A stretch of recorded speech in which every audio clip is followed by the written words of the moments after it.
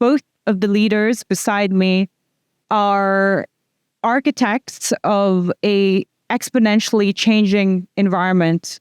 And not only are they strategic leaders, but they're actually building things, right? And having effect in real theaters where things are actually happening. So to my left, Colonel Arnel David, he's the Director of Strategic Initiatives at the NATO Supreme HQ, and he leads Task Force Maven. He's achieved the impossible. He got NATO to adopt a Maven smart system in just 6 months, as opposed to a procurement cycle, which usually takes 20 years. And his digital insurgency concept is revolutionizing how the alliance fields capabilities. To my right, very honored to have Dr. Craig Martell. He's an academic, he's worked in industry, he's worked in Silicon Valley, unique perspectives as both the Pentagon's first digital and AI officer, where he helped rebuild how we think about AI and exponential technologies from first principles, and now is leading Lockheed Martin's CTO office, recently in post. So I don't want to take away from my panelists here, because they're the perfect combination of innovative military thinking and industrial base excellence. So perhaps we could start with you, Arnel.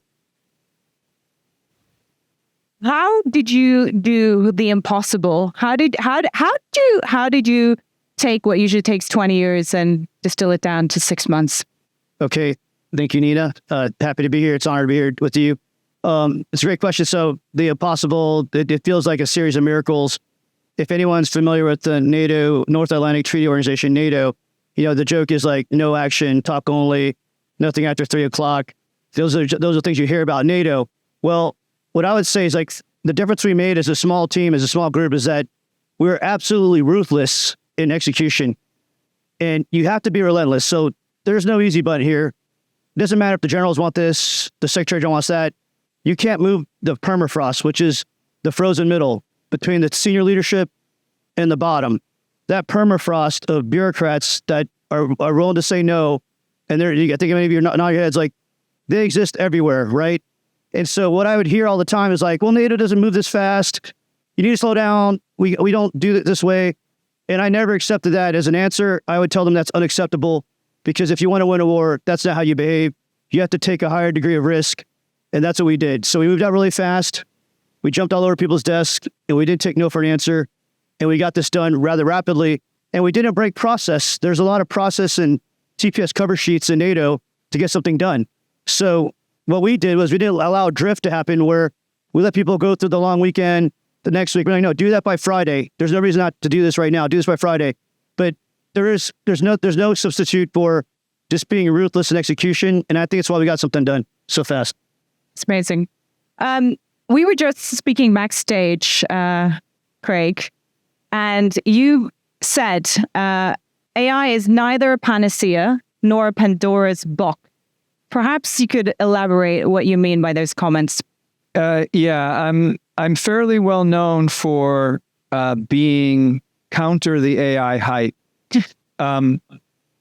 I don't think it's a panacea. I don't think it's a solution that's going to solve everything, nor do I think it's the one dangerous thing, such that if we have it, we win, and if they have it, we lose. And that's the story you hear. You hear the story from folks who are demanding AI, because what they really mean is, give me some magical pixie dust that solves my hardest problems that I don't know how to solve. Or you hear it from vendors who say, if you buy this, you are going to have magical pixie dust that will magically solve all of your hard problems that we don't know how to solve. So it's really important that you think about artificial intelligence not as a monolithic technology. In fact, I think we should get rid of the term. The term artificial intelligence was originally invented in the 50s in order to be a fundraising buzzword. That's why John McCarthy invented it, in order to be a fundraising buzzword. And it is today still a fundraising buzzword, because what is AI? Actually, let me ask that question. What's AI? If it's a singular thing, what is it? Well, of course it's math. Thank you. What's AI? What's AI? You sat up front, man. Sorry. Yeah, it's a means of gathering data. It's a means of gathering data. Okay. What's the promise of AI? Sorry, sir? Compresses time to solve really hard cognitive problems, I think, right? I'm going to add that piece to it. All AI is statistics at scale. That's it. It's statistics at scale. We gather data from the past to build a model to predict the future. That's it. That's all it is. And that means there's not one single way of gathering that data. There's not one single way to build that model. Some data and some models solve some problems. Other data and other models don't solve those problems. There is no monolithic technology called AI. How many people remember linear regression? I'm sorry, I used to be a professor, so I have professoritis. You can tell. How many people remember linear regression? Linear regression is AI. That is AI. I'm not kidding you. Many AI systems are just linear regression with a lot of variables, right?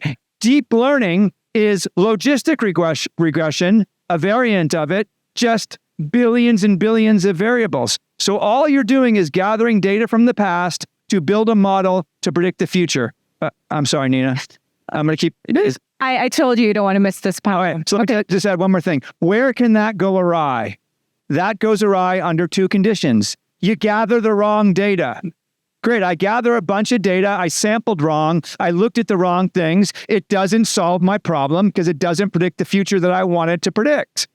Or, here's the really important one. I gather the right data. I build a model. And then when I go to deploy the model, the world changed. So how many people believe in warfare, the world changes? It changes all the time very fast. So let's say I've built a model. Project Maven does a lot of the vision stuff that determines that this is a roadway and this is a cattle path. So I've built a roadway detector. Now there's a bunch of bombs that get dropped like that. Do you think that roadway is still detectable by the same old data? No. And there is no magic that suddenly goes, oh, that used to be a roadway. Now it's a roadway with big craters in it. So it's really important to ask the following question. What problem do you want to solve?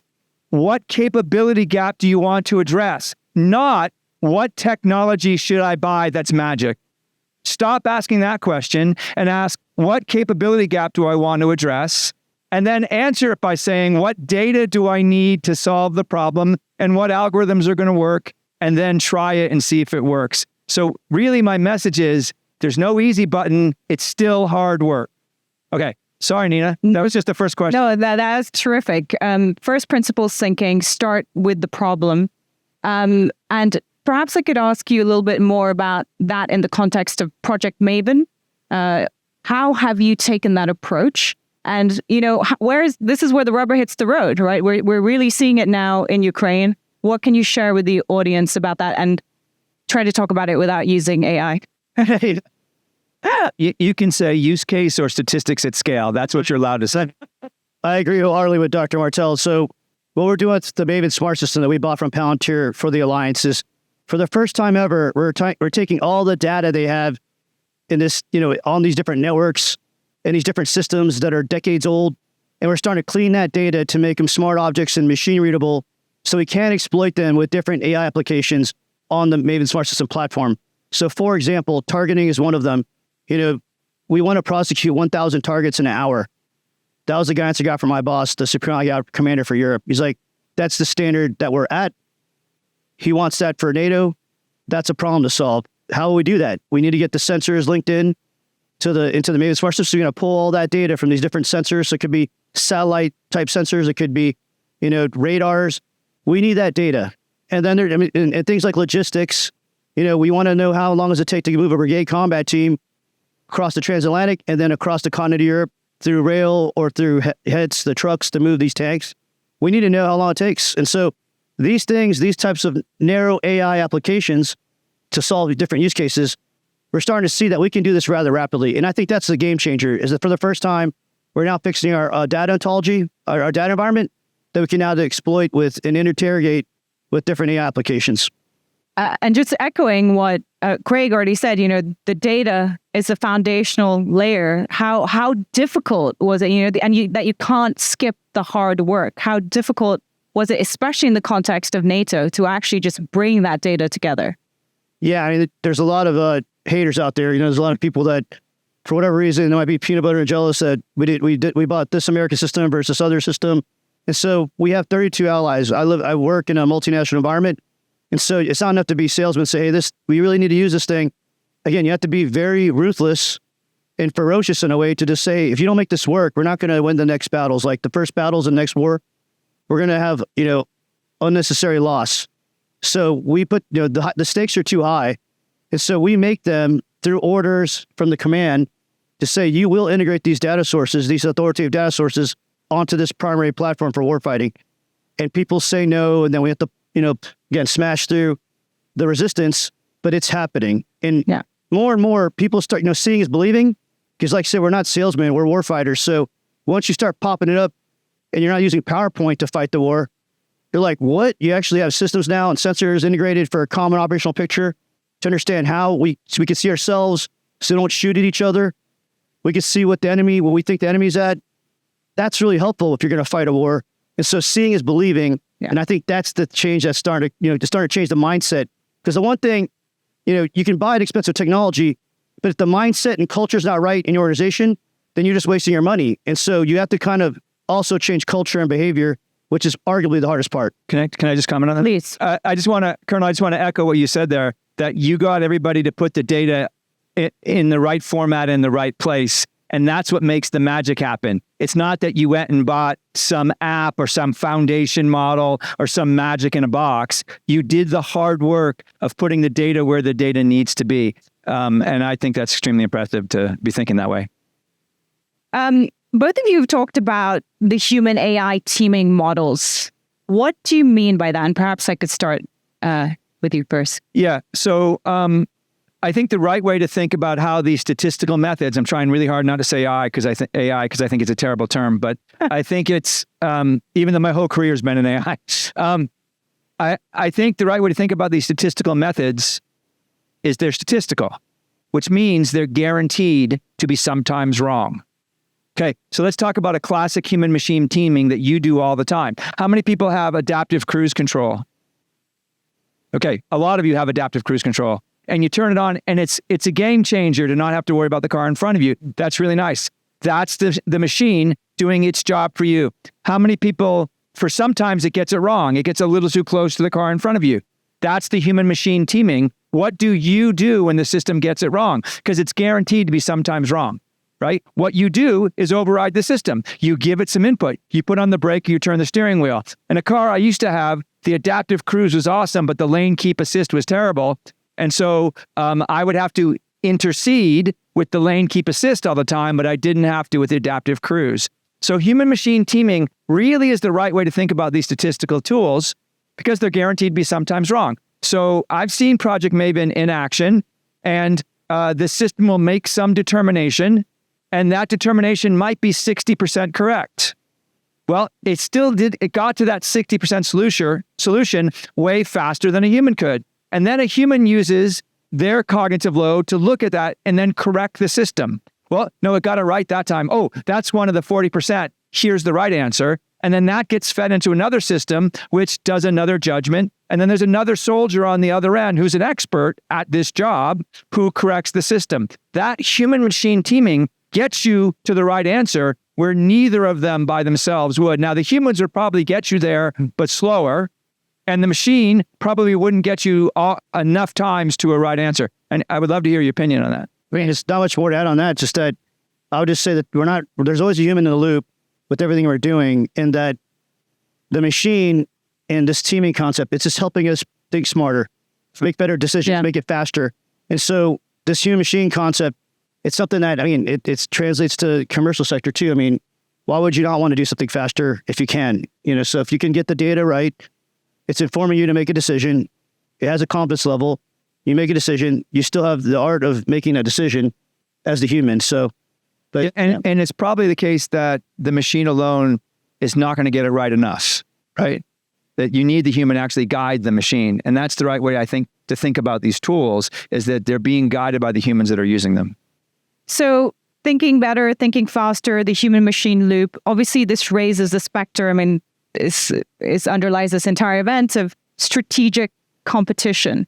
So how are you thinking about asymmetrical advantage? And you've recently taken post at Lockheed Martin, both in the context of broader geopolitics, but also what are your strategic priorities for the company?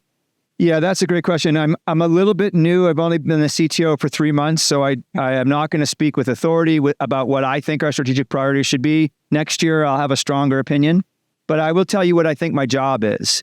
My job is to first sort of develop 3 distributions. You can tell I used to be an academic because I talk in math speak, but 3 distributions. One is a distribution over the kinds of gaps. Some of those gaps are immediate weapon gaps. We got to think about those. Some of those gaps are longer term gaps. So how many people used to be a warfighter or are a warfighter? Just curious. Okay, so every one of you knows that you had to use some system that just didn't work the way you wanted it to work. And you were forced to use it. And if it were the case that you could take a phone call, you could make a phone call into the past to the person that designed that system and said, please just change these 1 or 2 things, that system would be 100% better, right? We see our job as taking that phone call from the future. So some of our job has to be solving the fight tonight problems. Mm-hmm. Some of our job has to be thinking about what does future warfare look like and what does it mean for it to be right then? And so trying to figure out what the balance there is the job. It's going to be pretty exciting. And a follow-up to both of you on that, we were just discussing it off stage. How do you what's the process of figuring out what is future warfare going to look like? What's the next 5 years going to look like? What's the next 10 years going to look like? And how do your engineers and designers actually start implementing that? I'm actually going to defer to the warfighter on that. From the technology side, it's to think about desired capabilities and not technologies, and then think about the technologies second. That's a great question. So just to build on that, when you put engineers and operators together, magic happens, because then they're talking to each other about the actual problem they're trying to solve with this technology. And so that's always goodness. So scientists, engineers, operators, anytime you can do that, what I've learned over my time, that's a good thing. So how do you think about the future of warfare? I mean, so I read a lot of science fiction, and there's a book called Ghost Fleet by Peter Singer. That book influenced the U.S. Navy in more ways than many like the massive departments of people studying war did. That one book. And so if you're trying to imagine a future, I mean, science fiction actually isn't too bad. Science fiction and history, read some books. Those of you students and academics, that there's a goodness there, and it'll help you down the road. But the other thing is wargaming, and it's one of the things I do, as you know, from doing the Fight Club stuff, is that if you want to manufacture the conditions for, stirring up some anomalies that you might want to explore or extrapolate further, wargaming and simulations can help with that to get you thinking. Even in industry, even in commercial sector, how often having competitive play can help you think differently about a problem, and it can be fun. And you can use gamification to just kind of like incentivize your workforce a little bit, to have some fun and then to think differently about a problem. Thomas Schelling used to say, it's hard to imagine, no one human, as heroic as they are, could think of a bunch of things that they would never think of. And sometimes you have to create the environment that can emerge, and gaming allows you to do that. I love that idea. And because I find this so fascinating, perhaps you could elaborate a little bit more to the audience with what you are doing with Fight Club and happy to make creating those conditions for creative thinking. No, absolutely. So I'm happy to make a plug for this organization I started in the British Army. I was an exchange officer several years ago, and we were kind of dissatisfied with the wargaming community because there's a lot of rolling dice and maps, and that's all good because there's still a requirement for some of that, and people should make decisions and role play. But we wanted to take, there's a lot of commercial off-the-shelf solutions that were available that are pretty damn close, physics-based, engines that can tell you how, whether it's an F-16 firing a missile, a JASSM missile at a certain distance with radars, you can test these things. And why would you not want to do that 1,000 times before you fight a war? So what we're doing at Fight Club is that I have a bunch of civilians, academics, students, all kinds of leaders. One of the first people to join was the Secretary of War or Secretary of Defense equivalent in the UK joined Fight Club, and that just spiked up the interest and everything. But we're just experimenting with different types of war games and, simulation software that's available off the shelf. And then we're testing it. And, we did a fight in the South China Sea with the Philippine Marines and some Australians and people all online. And then within a month, which usually would take a year and $1 million+ we assessed like what that would look like as one good round or a good repetition that you can probably do more and more often to help understand what are those changes potentially that might happen in a war. Like I said, it'll emerge from just fighting each other regularly. And so we're fighting all the time, and not just in physical kinetic war fighting. We're looking at information warfare. We're looking at humanitarian aid, how to do that better. You can have games for all kinds of stuff. And everyone should think about that in your organizations. Like, are you doing those types of things to help steer some new thought? Although, Colonel, you broke the first rule of Fight Club. Don't talk about. I've joined Fight Club. So perhaps just tying it backstage, we were talking about one of the things that you think really distinguishes the US, and that has to do with the innovation culture. So perhaps both my panelists could comment on the innovation ecosystem. I know there is Astros AI at Lockheed Martin. Or how are you thinking about the importance of the innovation ecosystem? And do you really think this is a decisive edge for the US as compared to opponents around the world? So I think our major asymmetric advantage is our academic, industrial, innovative ecosystem. And the ways in which we tap into that. There's a lot of talk about some of our particularly our pacing adversary having most of their work be dual use. But I think the real question is, to what degree does that technology integrate into warfighting? To what degree does that technology integrate into systems? And I'm always super impressed by the way that we tap our academic capabilities in the United States, and by the way our startup infrastructure and ecosystem taps into those capabilities, and the way that those new technologies, and not just startups, even old crusty companies like Microsoft, Google, or Lockheed tap into this innovation ecosystem, and the ways in which that new technology makes it to the warfighter. It's extremely impressive, and I actually think that that's our major asymmetric strategic advantage. And talking about just that innovation ecosystem and how quickly you manage to deliver the impossible by taking risks, as you said, how do you think you can replicate that model across other critical capability areas? That's a good question. So the Chief Technology Officer for the NATO Communications Information Agency, so it's a loaded one, NCIA, he came over to my office a couple weeks ago and he said, hey, we need to do this more often. And, we know we broke last year when people like him and other, the 3-star civilian level at the NATO headquarters are coming down and wanting demos.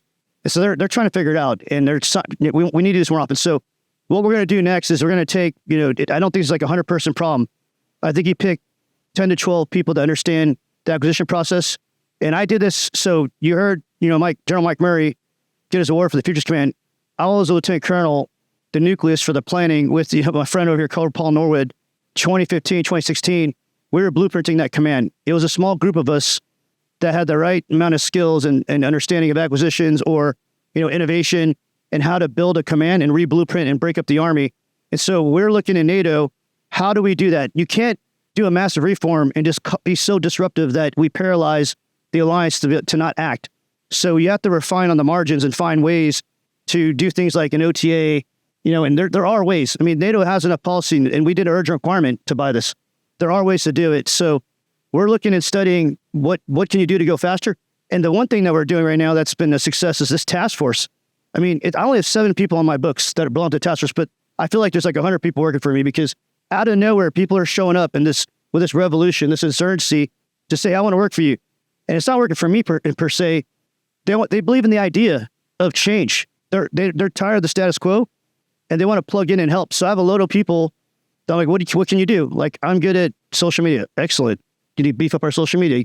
Join the team. So we have loads of people. This task force idea, and in the military, you might understand what a task force is, but you task organize, you or assemble yourselves against this emergent problem. In this case, it's the deployment of this AI-enabled system across the alliance. And so that idea of like, our structures right now may not be fit for purpose when a problem arises. The question is, are you going to take the courage? Are you going to have the courage and leadership to assemble properly to attack said problem? And that's hard. And that we did in this case, but we're still learning a lot. And so much of that comes down to what you hear all the time in industry. And what you also mentioned is our asymmetric advantage, and that's people, right? And talent. So how are you thinking about developing the next generation? What's critical? Yeah, I think that's great. Let me say that I've heard a lot about AI, and when you think about it as a Manhattan project, and I think that's fundamentally flawed. I think we need to think about it as an Apollo project. And what do I mean? The difference there is the Manhattan Project was a targeted weapon for a particular use case. It was secret, and it had some broad technological side effects, but it was still a pretty narrow band.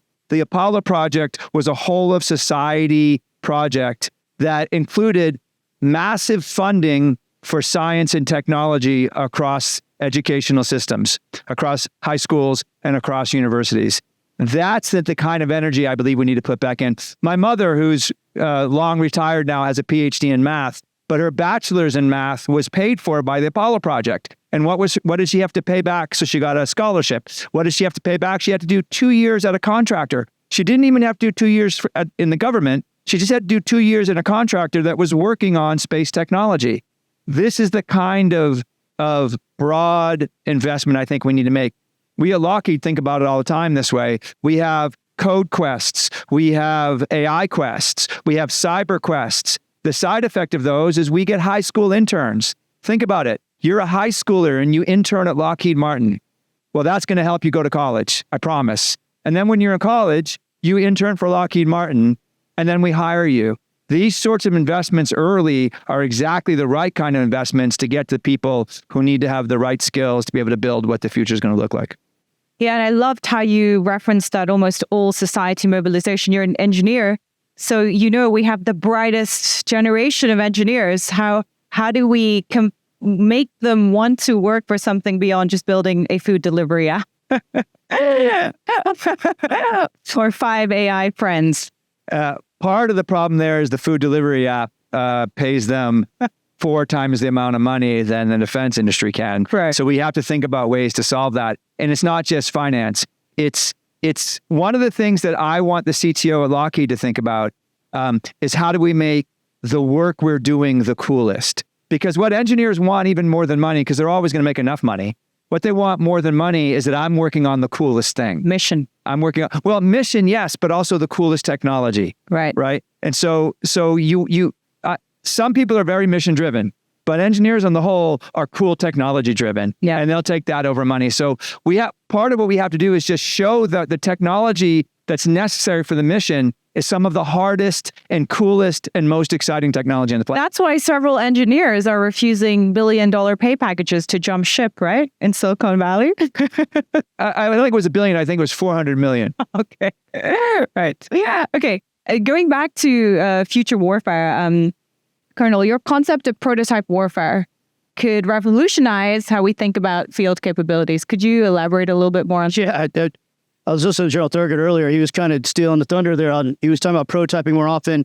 And so for my PhD I'm doing right now at King's College London, I'm studying this immensely in the last 4 years. Is I believe if you take on a prototyping mindset and approach that, whether that's used to the use of like gaming and simulations and just building things or testing concepts out.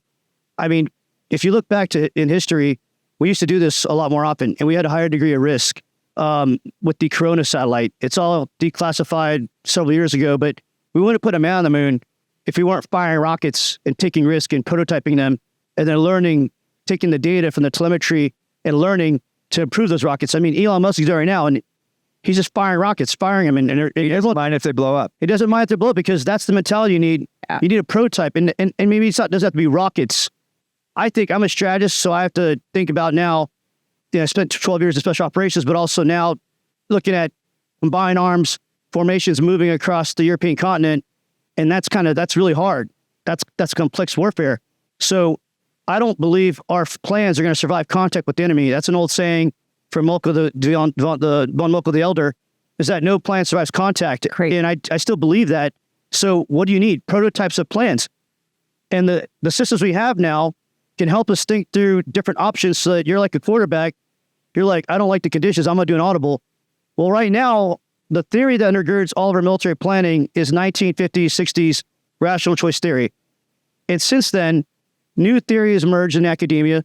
We have new technology, but we have not changed our fundamental principles in planning in the military. And so I'm an advocate for changing that. And I think prototyping, this prototype warfare concept would be a game changer if we were to adopt it. I mean, and just one last point, back in if you're not too far from here, we had the 1st Cavalry Division, a world-class, powerful division in the United States Army. If you remember the movie We Were Soldiers Once and Young, that division was built pre-Vietnam. They were I think the 11th or 10th Airborne Air Mobile Experimentation Division at Fort Benning, Georgia. And we experimented. We had experimental units. We need to bring that back. And if anyone needs it, our allies need that, because their land formations have been decimated over the past 2 decades because we've been looking, fighting, playing tracer tag in the desert, fight insurgents and terrorists. So we've kind of atrophied in our land combat formations, where we need to start building experimentation units where we might be integrating one-way attack drones and electronic warfare and starting to see what kind of combinations of packages work. But I think prototyping in that mindset, like as General Thurgood was alluding to, would be really useful for us as warfighters, just to test stuff out. And then you'll have that engineer, operator, scientist convergence, talking to each other, working through hard problems. There's also the Mike Tyson version. Everybody has a plan till they get hit in the face. Yeah, great. So on that kind of future of warfare, perhaps I could throw it to you, Dr. Martell, and say, the paradigm of warfare itself is changing. And if I were to be, playing devil's advocate, I'd say, well, why would one need such expensive aircraft carriers when the future of warfare is obviously going to be about cheap drones? How would you respond to that? I think my answer to that really is maybe. And that's an empirical question, and we should think about ways to empirically validate that. If you look at the story of startups in the defense space, it goes something like this. Wow, the old primes, they're crusty, they're old, they're slow. It's actually not true, by the way, but they're crusty, they're old, they're slow. And the new startups come in and they're fast and they're agile and they're quick. Sure, they're fast and they're agile and quick about those things for which a 70 or 80% solution is okay. Now, that's where I think Lockheed could do a lot better. There's a lot of things that a 70 or 80% solution might be a good starting point, and then you can be agile and move quickly with your customer. Love that idea. The DIB as a whole could do better at that. But there's a lot in the defense space that a 70 or an 80% solution isn't acceptable, and you don't want to start with a 70% solution and then iterate. You want to, as much as you can, use good systems engineering and technology to get to a 99.999% solution. And so you can't just wish away the actual requirement for things to be correct in warfare. So let me just give you an example. A really, really, really old tech, which may or may not be in this museum, a mortar. A mortar. We can go back to World War I. A mortar. And let's say that what you know about that mortar is it's going to land in an oval with 99% accuracy. It'll be within that oval. Okay, well, then you feel comfortable adjusting the windage, adjusting the height, because you have a good sense of where it's going to land. But now what if I tell you, here's a mortar, and it has a 70% chance of landing there and a 30% chance of landing somewhere else. And you're using this in between a hospital and a school. Okay, that's not a tool, which is really low tech. It's a mortar. Yeah, you can build it in your backyard, right? That's not a tool that's amenable to a 70 or an 80% solution. So I just think it's really important. Absolutely, we all have to get more agile. Absolutely, we all have to get faster. Let's spend our energy figuring out what domains does that apply to versus domains where, yes, we want to be as fast as possible, but we also have to be correct. We also have to be correct. And when you hear the story about startups in this space, nobody talks about the correctness part. They only talk about the fast and agile part. And I think it's really important to differentiate which capabilities you can learn in an iterative way and which capabilities you just got to get it right. And are you seeing that in the field as well? Yeah, I agree. I mean, there was always this debate about precision versus mass. Do you need mass, precision? I mean, we're the United States of America. We don't have the luxury of choice. You need both. And everywhere I've been around the world, it's kind of nice to have both. The Europeans, where I live, they don't have mass and they don't have precision, but there's like, they don't have either. And so like so we have to help them like figure out where to invest. I mean, they just can't scale. There's a chart in my office I use because I always hear like, you keep making us buy American. I'm like, I mean, this is stuff that's good and works. And it's not that I'm just trying to, if it's Swedish, it's good, we'll buy it. And there are some stuff out there. There's tech, there's some, Mitchell AI, we were talking about earlier. It's not bad. Yeah, there's the grip is not bad. There's I'm joking, obviously, but there's a chart in my office that a friend shared with me in DC, and it shows the last 50 years of tech startups and companies and their market capitalization over, a certain amount of money. And, NVIDIA, Apple, Lockheed, like the United States is like, and then Europe is like a dot, like a couple dots. Like Home Depot is bigger than the entirety of the last 50 years of European tech because of the overregulation. They can't scale and they can't, so they complain, but I'm like, well, then you have to change your behavior. Like you have to change some of your policies. The GDPR, all those things they were talking about earlier are causing them not to be able to scale. And so I'm seeing that, if you want to look at the innovation ecosystem, I mean, it's challenged because why would you, if you were there, why would you want to work with NATO, like the secretary said, or defense? Because that's probably a bad bet. You can't afford it. You'll go out of business. So yeah, that's what I'm seeing from over across the transatlantic. Yeah, I mean, I used to live in Europe and I've moved to the US for a reason. It leaks out of just, the defense sector. So what do you think? I mean, we've heard so much today about how we need to rebuild our industrial base. We need to get the right talent. We need to repatriate supply chains. Perhaps this is kind of an end to the era of globalization as well. What are the most critical areas in your view for investment for the United States going forward? Oh, I don't have an answer to that yet. Not yet. Yeah, and I think that's a great question. I do want to say that the conversation with Honorable Lord earlier about supply chain, I thought was really well done. And the way they were thinking about that was really excellent. I would just argue that we focus on capabilities and not technology. Yeah. I think it's a fundamental mistake to say, let's throw our weight behind this tech sector or that tech sector or this buzzword. We should make those choices because these are the capabilities that we need. And to do those capabilities, let's just do some very boring, good old-fashioned engineering and science and figure out what's going to solve those capabilities, what's going to deliver those capabilities, and then invest in those technologies. Let's make sure the horse is before the cart. Yeah. And perhaps I know we're coming to the end of our conversation now. Perhaps I could ask both of the panelists, what gives you reason to be optimistic or pause for thought as you look at how quickly the landscape is evolving, how quickly geopolitics is evolving? What are your thoughts on this? Steve? Yeah, Steve, question. She didn't tell us about this one backstage, so we're making it up as we're going along. You have a background in philosophy as well, don't you? I'm rather optimistic. I see our country is just continuing to do great things.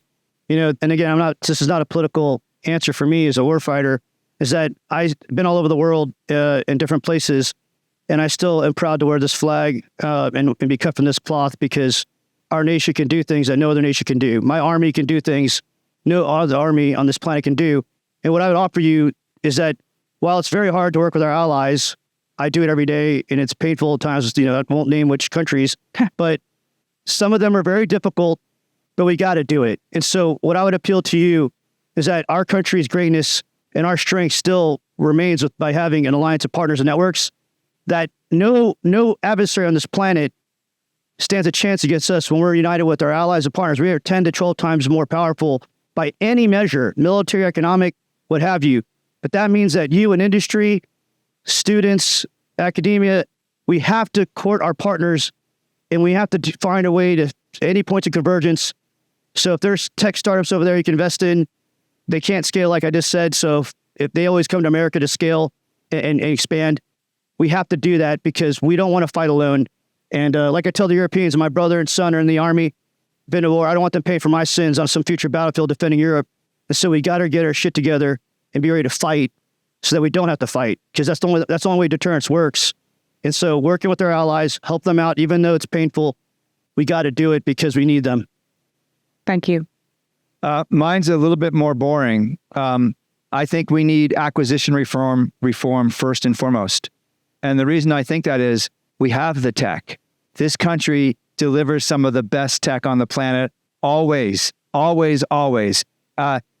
Inside Lockheed, I've been here for 3 months. Inside Lockheed, unbelievable brilliance, unbelievable science, unbelievable engineering. Just go walk around outside. Just unbelievable engineering.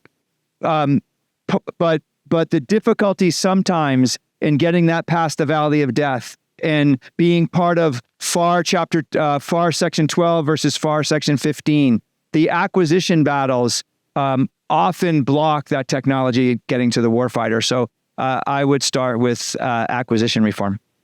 Thank you. Please join me in giving it up for our panelists. They're incredible. So kind of them to give us their time and their insight today. Thank you so much.